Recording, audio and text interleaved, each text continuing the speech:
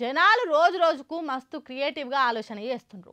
Social మీడియాలో ఓ పాటోళ్ళు ఇంకో పార్టీని ఎట్లా ట్రోల్ చేసుకుంటారో అంతకంటే ఎక్కువ క్రియేటివ్ ఐడియాలతోటి సర్కార్ను ట్రోల్ చేస్తుండ్రు బాధిత జనాలు.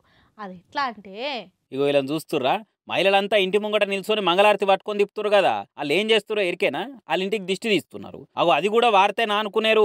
వాళ్ళ ఇంటికి సీఎం రేవంత్ సార్ దిష్టి తాకిందట. అది ఓవాలని ఈ తీర్ల ఇచ్చేంతరాల దిష్టి తీసిర్రు చైతన్యపురి మూసీ బాధిత మహిళలు. మూసీ బ్యూటిఫికేషన్ ప్రాజెక్టు కింద చైతన్యపూర్లో మూసీ ఒడ్డు పంటున్న ఇండ్లను కూలగొడుతుందా సర్కారు. ఇక మా ఇంటి మీద రేవంత్ రెడ్డి నజర్ పడొద్దు, బుల్డోజర్లు రావద్దు అని ఇట్లా దిష్టి తీసుకొని నిమ్మలమైర్రు మూసీ బాధితులు. పాపం కట్టుకున్న కలల ఇండ్లు కండ్ల ముంగట కూలగొడతారని తెలిసినప్పుడు ఎంత బాధితది ఏం కథ. అసలు బాధితుల ఇండ్లు బఫర్ జోన్లు ఉన్నాయని ఇప్పుడు కూలగొట్టే బదులు ముందే పర్మిషన్ లేకుండా పక్కాగా నక్సల్ గీసి సర్కార్ తాను పెట్టుకుంటే పబ్లిక్ ఇంత గోసపడకపోవు కదా. లంచాలు తిన్న ఆఫీసర్లు మంచుకున్నారు, కట్టిన బిల్లర్లు బిందాసుకున్నారు, కొన్నోళ్ళు ఒర్రి సస్తూరు ఇప్పుడు పొరి.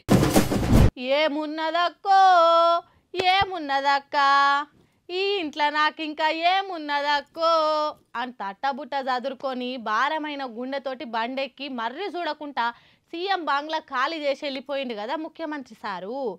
ఎవరో అనుకునేరు మన ఢిల్లీ మాజీ సీఎం కేజ్రీవాల్ సార్ గురించి చెప్తున్నా.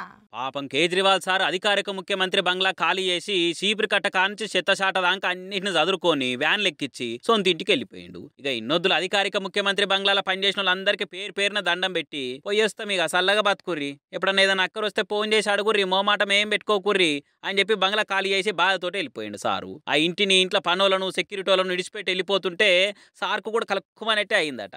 వెళ్తున్నా వెళ్తున్నా వెళ్ళాలని లేకున్నా భారంగా వెళ్తున్నా అని మనసులో నేనున్నాను సినిమాలో నాగార్జున పాటను బ్యాక్గ్రౌండ్ వేసుకొని ముల్లె మూటలు పట్టుకొని సొంత ఇంటికి పయనమయ్యారు.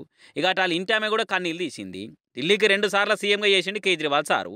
అప్పటి సంది ఇదే ఇంట్లో ఉంటున్నాడు.